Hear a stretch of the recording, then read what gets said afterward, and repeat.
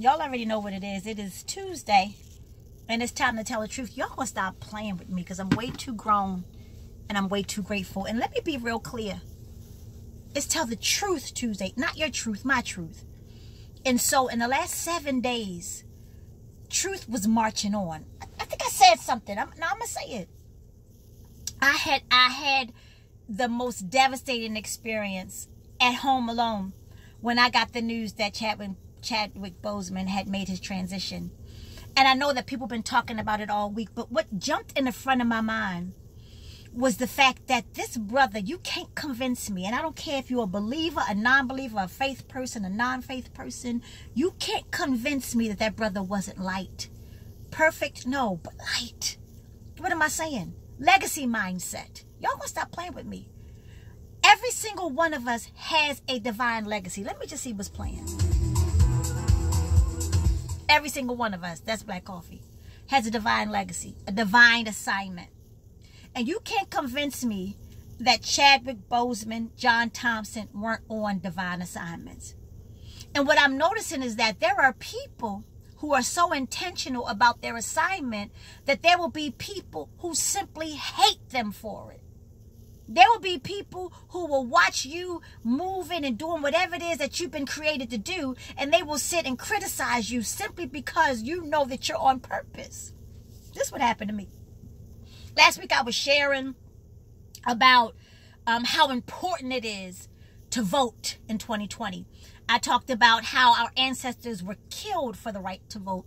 I talked about how it is so important to go with the candidate who's out to shift things.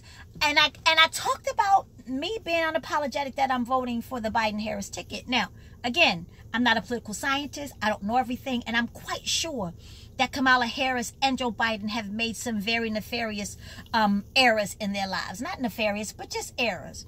But what blew me away is that me sharing my commentary, my entertainment spin on getting out the vote, so many crazy comments came in my YouTube channel feed. One woman told me to shut up, that I talk too much and I'm trying to get attention. Baby sis, I'm a performance artist. I'm a stand-up comic. That's what I do. I get on stage. The stages are blacked out, sis. It's a pandemic. So this is my platform. I'm going to need you to sit all the way down. That's one.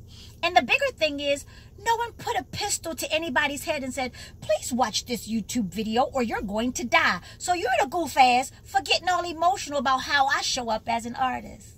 Right? Then I had people breaking down Kamala's ethnic identity. And I gotta say this. No, I gotta say it because it don't make no sense. Y'all gonna stop playing with me because I'm too grown and I'm too grateful. Y'all want to break down and deconstruct her ethnic identity. One woman said, well, she's not black, she's Caribbean. If I could have just drop kicked her in her left titty, I would have. Because that was, follow me for a second. Someone else said, well, she's not black. She never said she was black. She's Indian. She's Asian. And again, I get it. Everybody's at a different level of understanding. I won't profess to know her chemical DNA makeup. But one thing I know for sure, if you read, God damn it, that's a thing. Reading is amazing. If you read, and if you get more concerned about your own ancestral history, you won't have time to make blatant goof-ass comments like she's Caribbean and not black. We all understand that people who are of the Caribbean islands have their own identity, their own national, their own love of their country. We're not dismissing the love of Jamaica and Barbados and Bermuda and Tobago and Trinidad. No one's escaping that. But I'm going to need y'all to read that. Because clearly if you understood the results of the transatlantic slave trade, kind sir, wonderful woman, you would understand that Africa and Asia at one point in time was one landmass with your goof ass. I'm not making it up. I'm not pulling out my ass. Read! They were one landmass. You would hear people refer to Africans as Afro-Asiatic because it was all one place. But then it did separate over time because of the way the earth moved. But let's go deeper. If in fact that they are of Jamaican or Trinidadian or Tobagan descent, be very clear. When those slave traders slave masters and slave runners went around the country, they sprinkled our ancestors in every single island that had something to be cultivated. I can't get nobody to tell the truth. Now nobody want to read. They mad at me now start reading with your goof ass. Jamaica, Barbados, Trinidad, Brazil. Largest concentration of people of African descent is in Brazil outside of the Americas. I can't get nobody to tell the truth. Capoeira, I can't get nobody to tell the truth in here. So when you start trying to deconstruct ethnic identity, I'm going to need you to understand that while she may identify as Jamaican heritage, be clear that those ancestors are Africans. I'm just going to put it out there. Be clear that even the Asian, that in South Asian, those dark-skinned Asians, do you think they just got dark because they was eating or drinking chocolate? Are you goofy? So you want to sit here and deconstruct ethnic identity. We talk about legacy mindset. You want to deconstruct ethnic identity.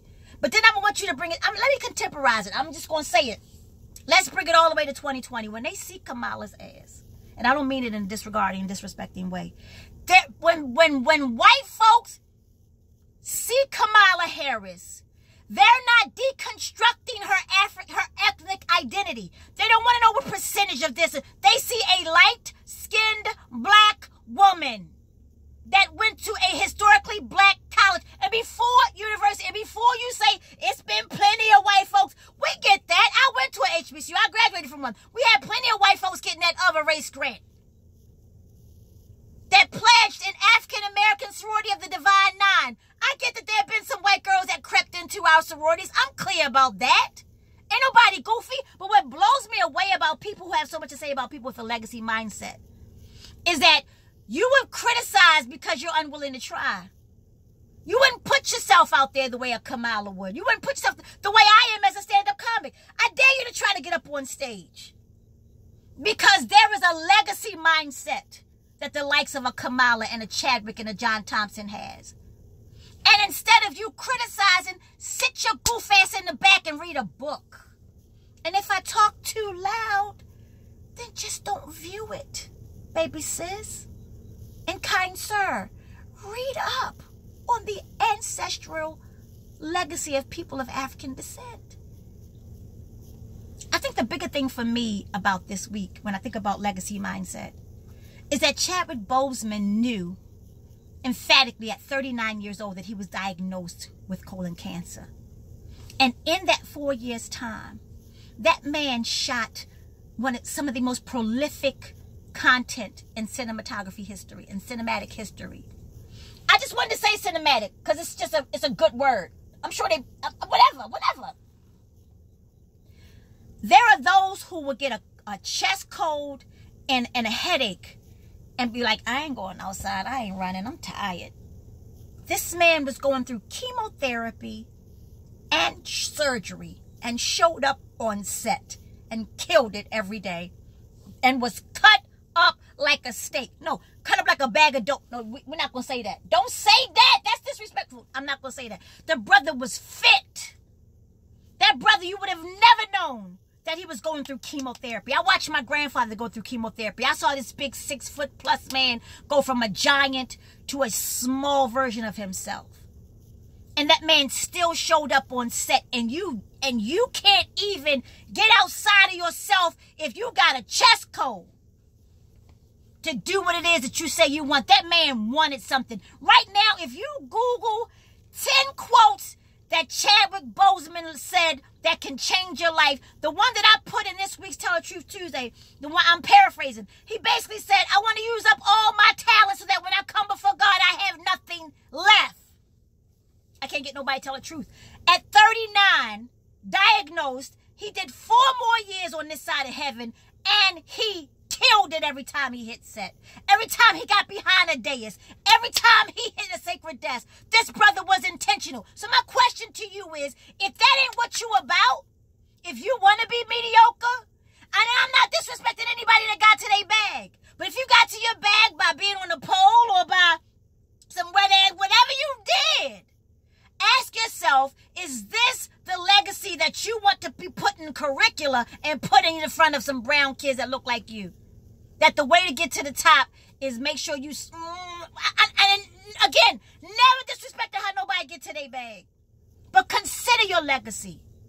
What will kids that look like us gain from your life? And again, even if you're not on the side of celebrity, I love what Shannon Sharp said. I love how Shannon Sharp came through. NFL Hall of Famer, Super Bowl ring holder. Shannon Sharpe said, I'm tired of forgiving. Why don't you stop doing it so I ain't got to keep turning the other cheek? What am I saying? I'm saying this. You can be a legacy mindset person right in your own DNA pool. If you see a tragic family flaw, then reverse that by changing the behavior and don't pass it on to your kids. Don't tell your kids if your auntie don't speak to it back. That's what we do. That don't make sense. All I'm saying, I'm too grown, I'm too grateful, and y'all gonna stop playing with me. Legacy mindset. Do what you've been called here to do, and don't let nobody convince you that age has you by the walls and the bizzles. Because Warren Buffett didn't make his first millions until he was in his 50s, and Al Jarreau didn't start singing fully till he was in his 40s. Y'all gonna stop playing with me. I'm gonna get what God got for me, and I'm gonna leave a legacy, and that's that. It's Tell the Truth Tuesday, and thank you for dropping something in my Cash App, because y'all keep me legacy minded. INDIE, the letter M. Y'all gonna stop playing with me. I'm too grown, and I'm way too grateful. And if you don't like how I show up, just don't click play.